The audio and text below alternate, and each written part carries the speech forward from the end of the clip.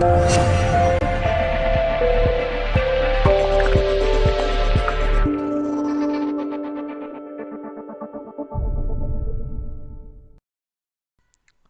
student, this is More sir here.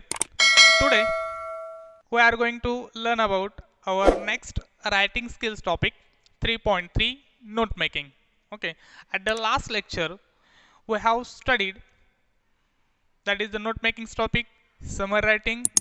Then after that next we have seen that is do schools really kill creativity, that is mind mapping. And now this lecture today that we are going to learn about the next note making. Okay, so let's see icebreakers activities. First activity is given there on page number 147, complete the web.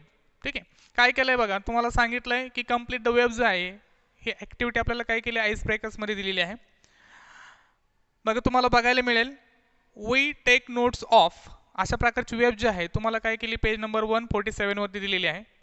मग त्याचा मीन बघा काय सांगितलं आहे, we take notes of आपण कशाच्या notes घेतो असं विचारलंय.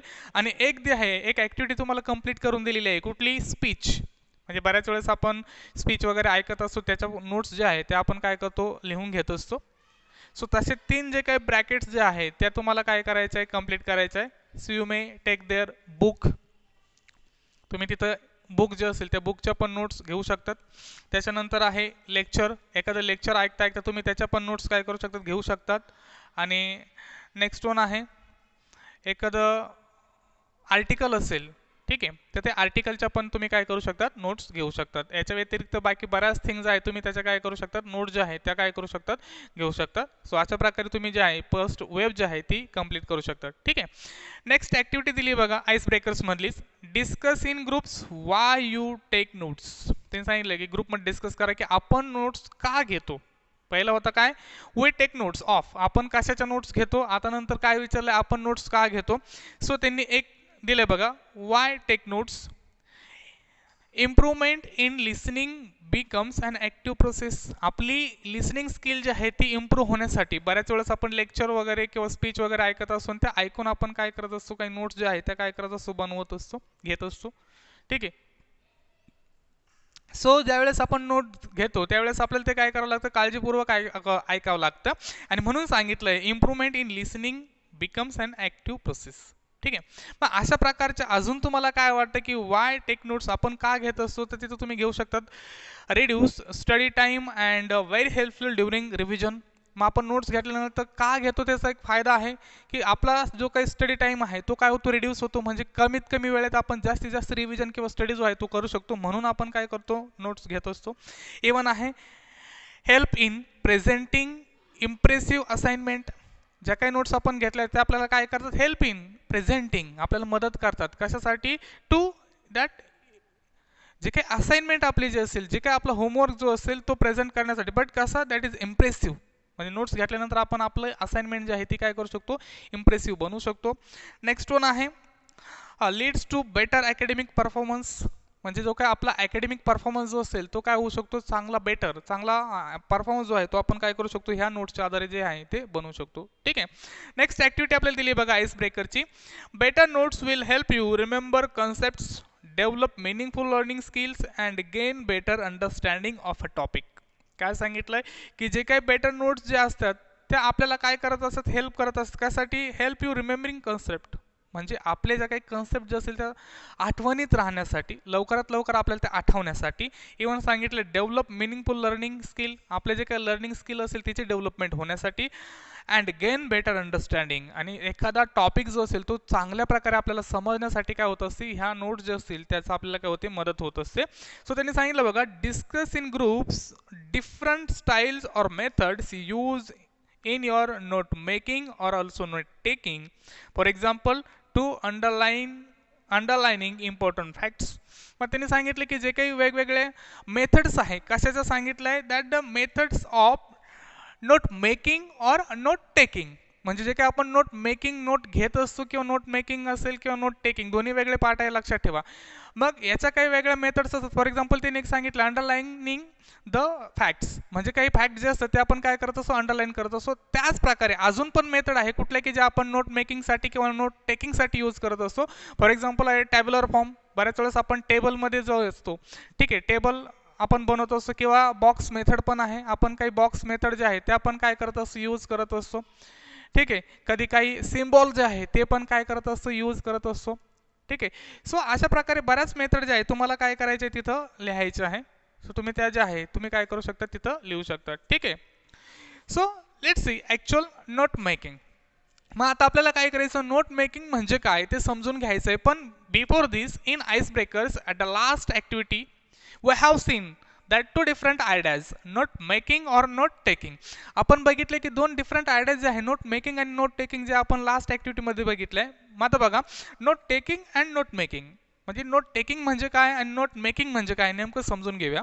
बघा, both the skills are totally different. हे दोन्ही जे काही स्किल आहे आपले, ते लँग्वेजचे दोन्ही स्किल काय आहे, डिफरंट आहे, वेगवेगळे आहे. बघा, पहिलं सांगितलंय नोट टेकिंग. आता बघा, note taking is a passive process which is undertaking during lectures.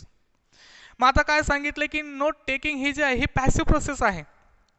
ठीक आहे, ही पॅसिव्ह प्रोसेस आहे की आपण काय करत असतो, एखादं लेक्चर चालू असेल, त्या लेक्चर चालू असतानाच त्या नोट ज्या असतात ते आपण घेत असतो. ठीक आहे, नोट्स काय करतो आपण घेत असतो नोट टेकिंगमध्ये.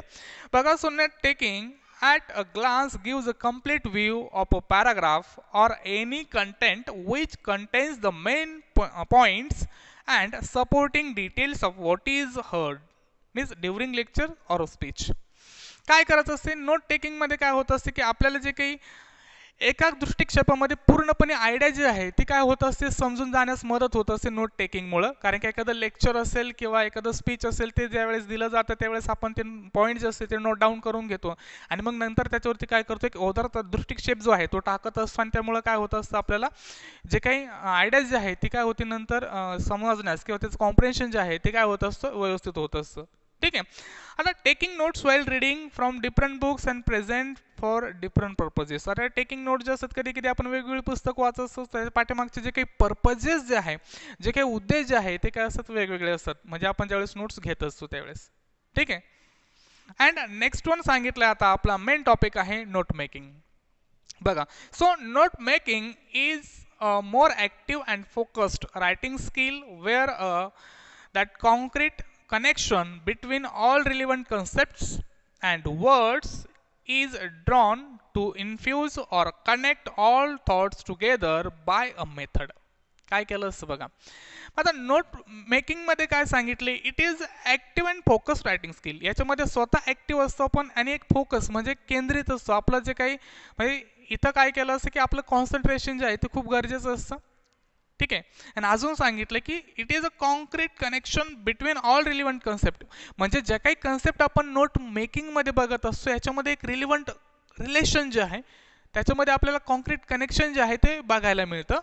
ठीक आहे, की जे काही मेथड जे असते म्हणजे ते पॉईंट जे इन्फ्यूज केले जातात, एकमेकांना कनेक्ट केलेले असतात, एकमेकांशी रिगार्डिंग किंवा संबंधित असतात. Okay, points then tree diagram और टेबल ह्या फॉर्ममध्ये ते आपल्याला बघायला मिळतात. आता बऱ्याच वेळेस बघा की काय होत असतं, नोट टेकिंग आणि नोट मेकिंग मधला डिफरन्स जो आहे तो आपल्याला कळत नाही, तो आपण पहिले समजून घेऊया.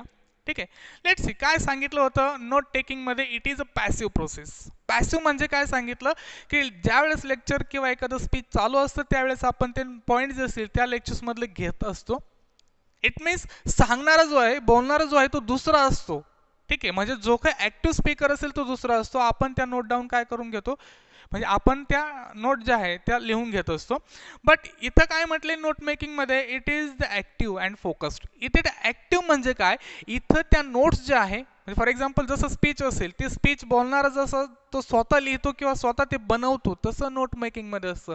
हे नोट मेकिंगचे टॉपिक जे असतं ते आपण स्वतः काय करत असतो, बनवत असतो. ठीक आहे, दॅट इज अ डिफरंट. म्हणजे काय की ते नोट टेकिंग वेगळं असं, नोट मेकिंगमध्ये आपण ते स्वतः बनवतोच, म्हणून आपलं कॉन्सन्ट्रेशन किंवा आपला फोकस जो आहे तो खूप गरजेचा असतो. ठीक आहे. आणि अजून एक सांगितलं बघा, तुम्ही ज्यावेळेस स्पीच वगैरे ऐकता तो स्पीचमध्ये जे काही स्पीकर बोलणार असतो तो जो काही मुद्दे बोलेल, ठीक आहे, त्या स्पीचमध्ये किंवा लेक्चरमध्ये ते एकमेकांशी कनेक्टेड असतीलच असं नाही. तो जो काही मुद्दा मांडेल त्याच्यानंतर तो मुद्दा काय करू शकतो, स्विच करू शकतो, बदलू शकतो, तशा आपण पॉईंट्स घेतो. पण नोट मेकिंगमध्ये डिफरन्स सांगितलं की इथले जे काही टॉपिक जे असतात ते एकमेकांशी रिलेटेड असतात. त्याच्यात काय असते, कॉन्क्रीट कनेक्शन असतं. म्हणजे आपण जर एक मेन टॉपिक घेतला तर त्याचेच बाय सब टॉपिक जे आहे ते एकमेकांशी रिलेटेड आपण त्या ट्री डायग्राममध्ये किंवा त्या टॅब्युलर फॉर्ममध्ये काय करत असतो, यूज करत असतो. म्हणून that is a complete different part. That is note taking is different from note making. म्हणून नोट टेकिंग हा पार्ट जो आहे तो काय आहे, नोट मेकिंगपेक्षा काय आहे, डिफरंट आहे.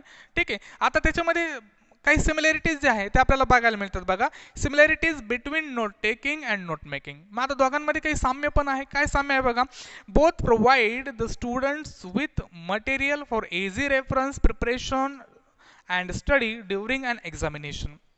मग परीक्षेच्या काळामध्ये काय होत असतं की ह्या नोट टेकिंग असू दे किंवा नोट मेकिंग असू दे, दोन्ही पण काय करत असतात की एकदम सुलभ असा, एकदम इझी, सोपा असा रेफरन्स जो आहे तो काय होत असतो आपल्याला अवेलेबल होत असतो. इव्हन आपली प्रिपरेशन जी आहे एक्झामची ती काय होते, खूप सहजपणे आपण करू शकतो नोट टेकिंग किंवा नोट मेकिंगच्या आधारे. नेक्स्ट वन सांगितलं आहे, both aid the students in remembering facts easier as it utilize both reading and listening senses. आणि दुसरं सांगितलं की स्टुडंट जे आहे त्यांना रिमेंबर करण्यासाठी जे काही फॅक्ट्स असतील, जे काही पॉईंट्स असतील ते रिमेंबर करण्यासाठी ह्या नोट मेकिंग आणि नोट टेकिंग दोन्ही पण काय करतात, एड्स म्हटलं दॅट इज हेल्प, असिस्ट, मदत करत असतात.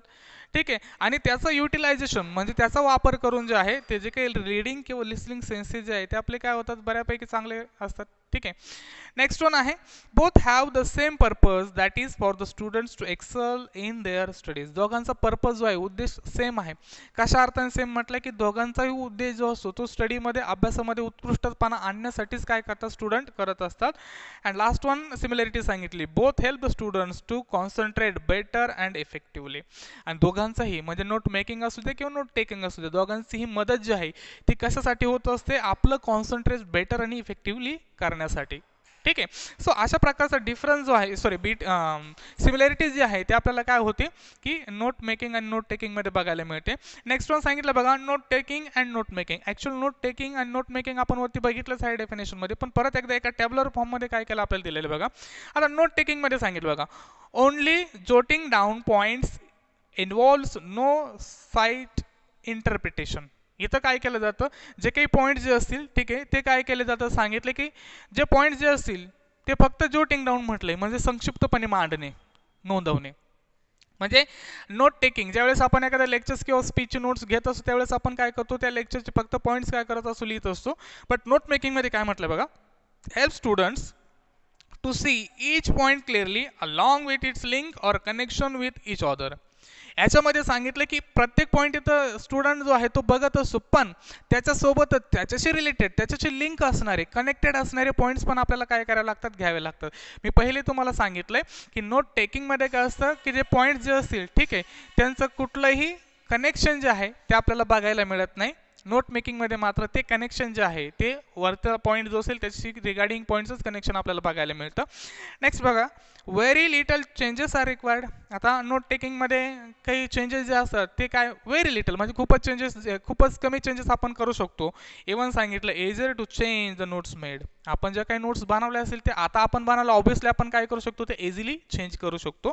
नेक्स्ट वन आहे, taking points from one source at a time. आता जर आपण लेक्चर ऐकत असू, स्पीच ऐकत असू, तर ॲट अ टाइम आपण त्या सोर्समधनं काय करू शकतो, जे काही पॉईंट जे आहे नोट टेकिंगमध्ये घेऊ शकतो. बट नोट मेकिंगमध्ये वेगळं सांगितलं बघा, involve the taking of points from the different sources. म्हणजे एखादी कन्सेप्ट जर आपल्याला जी नोट मेकिंगमध्ये बसवायची असेल, नोट मेकिंग त्याची बनवायची असेल, तर आपण त्यासाठी वेगवेगळे सोर्सेस यूज करून काय करू शकतो, ते पॉईंट जे आहे ते घेऊ शकतो. ठीक आहे, नेक्स्ट वन सांगितलं लेस अंडरस्टँडिंग. आता नोट टेकिंगनी काय होतं असं की आपल्याला तेवढी कन्सेप्ट जे आहे त्याचं जे काही कॉम्प्रिहेन्शन जे आहे सामान्य लेस अंडरस्टँडिंग म्हटलंय, म्हणजे कमी प्रमाणात आपल्याला समजू शकते. बट इथं सांगितलंय मोर अंडरस्टँडिंग, म्हणजे काय की ती नोट मेकिंग जे आहे ते आपण स्वतः बनवलेली असते. ठीक आहे, त्याच्याशी रिलेटेड पॉईंट, मेन आयडिया, सब आयडिया सगळ्या आपण बनवल्या असं म्हणून सांगितलं की जे अंडरस्टँडिंग जे असतं ते काय असतं, मोर, जास्त अंडरस्टँडिंग असतं. नेक्स्ट वन आहे बघा, points or notes are written in full form. आता बऱ्याच वेळेस आपण जे काही पॉईंट्स वगैरे घेत असतो लेक्चर ऐकताना किंवा स्पीच ऐकताना, ते काय करतो असतो आपण, ते फुल फॉर्ममध्ये लिहून घेत असतो. Even points given by source are taken directly, किंवा जे काही सोर्स म्हणजे आपल्या पुढे जो काही सोर्स अवेलेबल असेल, स्पीच असेल, लेक्चर्स असतील ते जसे पॉईंट देतील तसे आपण काय करतो नोट डाऊन करून घेतो. ठीक आहे. इथं मात्र सांगितलं बघा note making is often in short form. आता नोट मेकिंग बनवताना आपण काय केलं ते शॉर्ट फॉर्ममध्ये बनवलं. मी सांगितले ट्री डायग्राम असेल, पाय चार्ट असेल किंवा टॅब्युलर फॉर्ममध्ये आपण छोटे छोटे वर्ड्स किंवा सेंटेन्स बनवून काय करू शकतो ती नोट मेकिंग बनवत असतो. देन बघा only gives the early configurations for the whole topic. एक संरचनात्मक माहिती जी आहे ती काय होत असते आपल्याला नोट टेकिंगच्या माध्यमातून मिळते. कॉन्फिगरेशन म्हटलंय म्हणजे एकदम संरचनात्मक. ठीक आहे. तसंही त्या सांगितलं help the students in capturing it's main की. इथं मात्र जी काही मेन आयडिया आहे ती कॅप्चर करण्यासाठीच काय होतं असं स्टुडंट त्याची मदत होत असते. फॉर एक्झाम्पल आपण एक्झाम्पल जे आहे आपण घेऊया. समजा ऑइल असेल तर ऑइलशी रिलेटेडच खाली टॉपिक जे आहे ते येतात. म्हणजे oil then types of oil uses असं काहीतरी खाली जे आहे ते कम्प्लिटली येत असतं. इथं मात्र तसं येईलच त्याच टॉपिक्स रिगार्डिंग येईल असं काही नसतं नोट टेकिंगमध्ये. नेक्स्ट बघा notes are made from sources they are handmade since the time available is limited. आता नोट टेकिंगमध्ये काय केलं असतं की त्याच्या काही नोट टेकिंगमध्ये जे काही पॉईंट्स आपण घेत असतो ते एखादा आपल्या समोर जे काही सोर्स असेल आपण त्यातनं घेत असतो आणि हँडमेड असतात. म्हणजे आपल्याकडे तितका वेळ नसतो की जे आपण टायपिंग फॉर्ममध्ये देऊ शकतो. जे काही आज आमचं स्पीच चालू असेल लेक्चर चालू असेल आपण त्या लिहून घेतो. ठीक आहे. त्याचं अपोजिट मात्र इकडे सांगितलं बघा that constructed by the learner themselves. हे काय केलं असतं आपण स्वतः कन्स्ट्रक्ट केलेलं असतात आपण स्वतः बनवलेलं असतात म्हणून काय सांगितलं इन हँडमेड. एक तर ते हँडमेड असू शकतात otherwise in the computer time form किंवा आपण त्या नोट ज्या आहेत त्या काय करू शकतो नोट मेकिंगमध्ये कम्प्युटर टाइम फॉर्ममध्ये पण काय करू शकतो बनवून घेऊ शकतो. ठीक आहे.